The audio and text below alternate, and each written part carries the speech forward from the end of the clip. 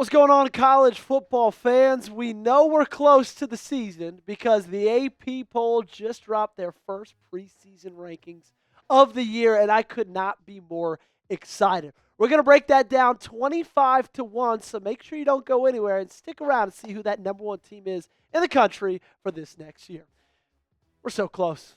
We've made it through the summer months, and we're about a week and a half away from week 0. A week and a half away from college football starting, and I'm absolutely juiced. If you are as excited for this football season, if you are as ready as I am, do me one big favor and prove it to me by liking today's video. Like we said, we're starting 25 to 1, and that's where we find the Boise State Broncos. Can they repeat on a season that brought them to the college football playoff? Maybe it's going to be hard without Ashton Jeanty. Regardless, that team was absolutely humming on pretty much all aspects. So it's safe to say that Boise State is still going to be a team that gives a lot of people some trouble. Coming in at number 24 is the Tennessee Volunteers. I think this is the perfect place for Tennessee to be. There was a lot of turnover from last year to this one, not just with Nico leaving and going to UCLA, but on the defensive side of the football as well. They lost some great pass rushers in Omar Norman-Lott, James Pierce Jr. They brought in Joey Aguilar in the quarterback position from UCLA. A lot of their success is going to be dependent on how Josh Heupel can use him at quarterback and see if they can have some success in 2025. Let's talk about Texas Tech, the team that it seems like on the recruiting side everybody's been talking about because they're throwing out some money. They added a ton of great talent in the transfer portal, but can Joey McGuire now translate that talent to wins? We'll see if he can do that in 2025. Iowa State, let's talk about them. Rocco Beck coming back for another year. They lost two really great receiving options in Jalen Noel and in Higgins as well. Both of them gone in the 2025 NFL Draft. This team was really good offensively, but can Rocco Beck be able to replicate that without the two really good wide receivers? We'll see this next year. Ole Miss comes in at 21. Talk about a lot of talent lost for a team. Jackson Dart, a ton of people on the defensive side of the football as well for them. Walter Nolan, he was a top 15 draft pick. It's going to be a new year for the Rebels with head coach Lane Kiffin, but they did as well as anybody does in the transfer portal, which is usual. But will they be able to fill those holes? That's going to be the big question for the Rebels going into this next year. Who is your favorite team? Tell me down below in the comment section. I know we got fans from all over the country. Okay, so this is your turn and your time to stake your claim.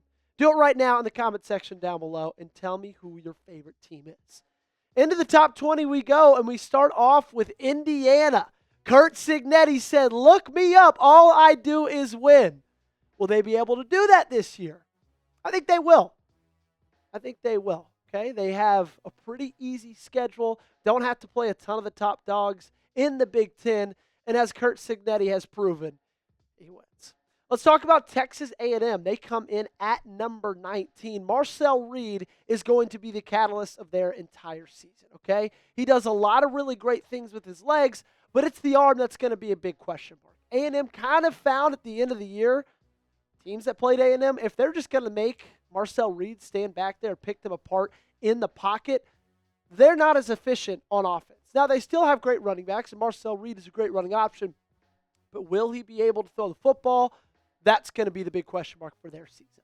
Oklahoma, speaking of throwing the football, they added one of the best transfer portal additions in the entire season, John Mateer, already getting some early Heisman buzz. Will he be able to do what Jackson Arnold couldn't and make that offense proficient, okay? Make that offense prolific, I should say.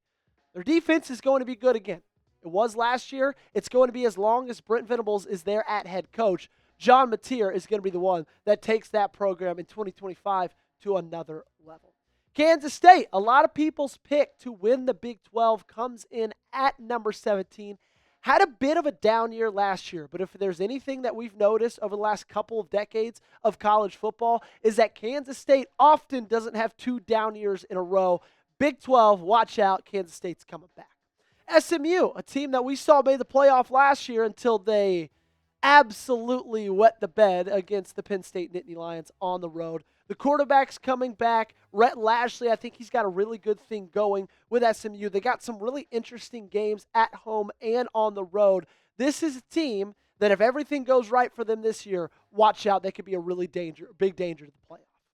If you are ready for college football season, okay, do me a favor. I asked this off the top. Like today's video, okay? If you're still pumped as I am, do me a big favor and hit that thumbs up button. The Florida Gators come in at number 15.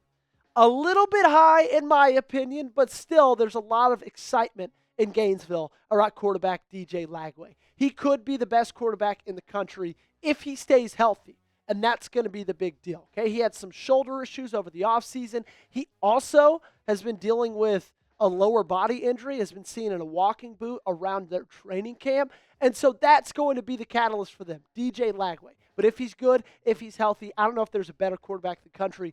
Billy Napier might have just saved his job at the end of last season and might get himself a little bit of extension if they overperform in 2025. Michigan, it's looking like right now Bryce Underwood, true freshman quarterback, is going to be the starter. And this is a team kind of in the same boat to Florida. Ended the season on about the highest of notes in 2025, okay? Won a ton of games down the stretch and then absolutely dominated Alabama in the bowl game just a couple of weeks after they beat Ohio State on the road. Sherrone Moore, second year as that head coach. Will they be able to kind of turn things around the offensive side of the football with that new quarterback and start stacking some wins early in the season? South Carolina, a lot of these teams have followed the same suit, right? Michigan, Florida, South Carolina, all three of those were really, really successful at the end of last year. South Carolina, kind of similar to Florida, has an unbelievable quarterback this year that everybody's excited about in Lenore Sellers. He's already drawn some comparisons to Cam Newton because of the size, his throwing ability. They're going to go as far as he takes them. The big question mark for them, in my opinion, will they have enough good pass catchers, right? Shane Beamer didn't really add a ton in the transfer portal over the offseason like I think a lot of people wished he was going to. So, will Lenore Sellers be able to carry this team on his back without a ton of great options catching the football? Let's talk about Illinois, the Fighting Illini. Brett Bielema's Fighting Illini.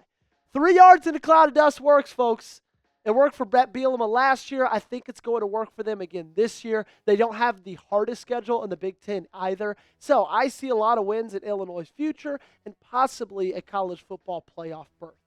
Speaking of college football playoff berths, the team that took the country by storm at the end of last year almost ended the Texas Longhorn season in the quarterfinals. I'm talking Arizona State. Now, they did lose Cam Scadaboo, who was the heart and soul of that team. But Sam Levitt's back. Kenny Dillingham, of course, is back. They have one of the best coaching staffs in the country. I've got a feeling that last year was not just a flash in the pan for Arizona State. They're going to be good for a very long time. We got a brand new channel right here at Chat Sports. If you are a Tennessee Volunteers fan, guess what? We got something brand new to you. It's called Tennessee Football Talk. I put the subscribe link in the comments and in the description of today's video. So if you love the Vols and you want a channel dedicated to them only, go ahead, go down in the comments and description of today's video. Click that link. It'll take you right to it and hit that subscribe button. We got some awesome hoodies for sale. And speaking of things in the comment section and description, chatsports.com/college hoodie. Both of those are right there. You can go right now and take advantage of this offer. These hoodies are up to 78% off. Some of these were less than $20, ladies and gentlemen, and I get it, okay? It's August. It's hot. Trust me. It's hot down here in Dallas, Texas. But guess what? Like Game of Thrones says, winter is coming. And by the time we get there, and you're all cold, you want a brand new hoodie, guess what? They're not going to be $18 anymore. They're not going to be $20 anymore. So take advantage of that deal while it is there, okay? They got pretty much every single college football team. So if you just go to chatsports.com/college hoodie, you can take advantage of that sale. Again, that link's going to be in the comments and description of today's video. Let's talk top 10. We start off with Miami. Is this the year that Mario Cristobal can finally get into that college football playoff? They absolutely blew it last year at the end of the year. Late loss to Syracuse screwed their season. And they also happened to have the number 1 overall draft pick leave their team for the NFL draft. Well, they feel like they backfilled him well with Carson Beck, who had an up-and-down season with the Georgia Bulldogs. Will he be able to perform well? They got a great offensive line. Their defense still has a little bit of question marks. This year from Miami, I could see a year where they go 10-2. I could also see a year where they go 7-5. A lot of variance for the Canes. LSU comes in at number 9. Brian Kelly, is this the year he's finally going to crack into the college football playoff? A lot of it, funny enough, is going to hinge, I believe, with their week 1 game. They play at Clemson, and LSU has gone 5 straight seasons losing in week 1.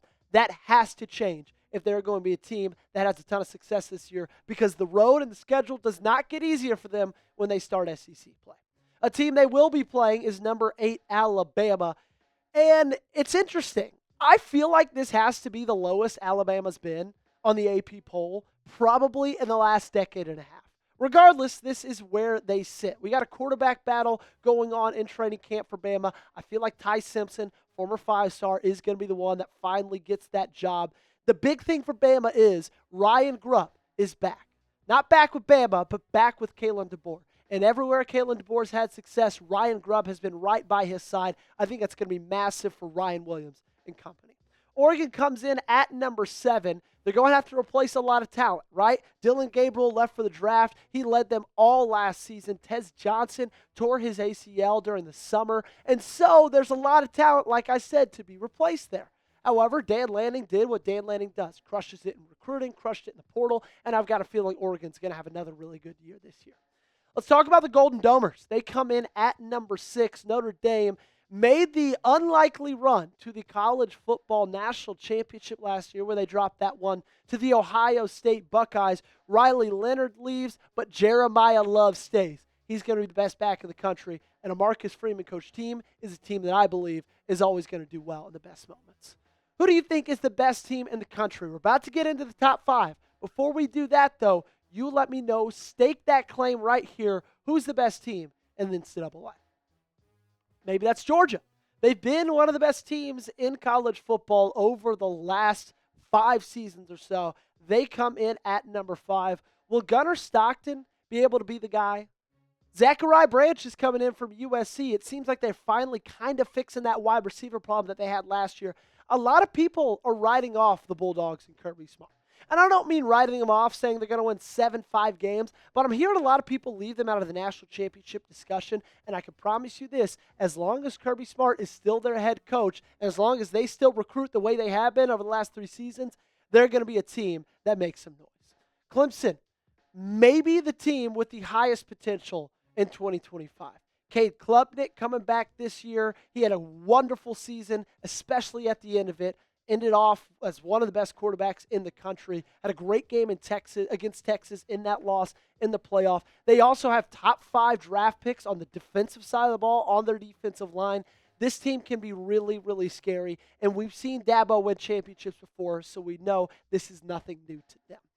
Bit of a shocker for me. Ohio State coming in at number 3. I thought they were for sure going to be a top 2 team, but the repeating national champs will start at number 3. Ryan Day, Jeremiah Smith, Julian Sayin possibly. They've got a quarterback battle going on right there. I think Sayin's going to be the guy that ends the job or wins the job. 5-star quarterback, was at Alabama, transferred to Ohio State when Nick Saban left. But I think they got the best player in the country. Jeremiah Smith, you heard it right here, August 11th, my pick to win the Heisman Trophy. Coming in at number 2, Penn State, a team that won a playoff game last year. Won a couple of playoff games last year, to be precise. Drew Aller, right there at quarterback. They added a ton in the transfer portal at wide receiver. They got great options at running back. But can James Franklin win the big one? He wins every other game that he's supposed to win. But can he beat Ohio State? Can he beat Michigan? And can he win the Big Ten? This year's going to be a really good year for Penn State. And the entire season is going to hinge on that question. Coming in at number 1, rounding us out, the Texas Longhorns, your top-ranked team in the country. Sure, they lost a lot of talent. They backfilled it really, really well. They're going to have a really good defense. Arch Manning, some people are saying Paul Feinbaum is the best quarterback he's seen since Tim Tebow. Now, I'm not going to go as far as saying he's as good as Tim Tebow, but I've got a lot of hopes for Arch Manning to be as good as people saying he is, as people are saying he is, okay? I think Arch Manning's going to be great. Ryan Wingo, he's going to be a sophomore. That's going to be a guy that they're talking about next, kind of like they talked about Matthew Golden last year. The Texas Longhorns, your number one team in the country in the AP preseason poll. Do you think that they are the best team in college football, though? You let me know in the comment section down below. Type Y for yes, type N for no, and weigh in with your answer. Before we get out of here, we're going to tell you who other receiving votes went to, okay, for your top 25. BYU, Utah, Baylor, watch out for the Bears in the Big 12, Louisville, Southern Cal, Georgia Tech, Missouri, Tulane, Nebraska, UNLV, Toledo, Auburn, James Madison, Memphis, Florida State, Duke, Liberty, Navy, Iowa, TCU, a ton of other schools getting some love. Kind of surprised to see the Auburn Tigers in there and Florida State a little bit. Not going to lie to you. And the final four teams that received some votes for top 25, Pittsburgh, Army, Colorado, and Louisiana Lafayette. Thank you so much for being here for today's episode, ladies and gentlemen. We're close, okay? We're almost there. Just a couple weeks left, and we get to watch college football every Saturday. Best time of the year. If you guys want to be locked in for the entirety of it, subscribe today to College Football Now.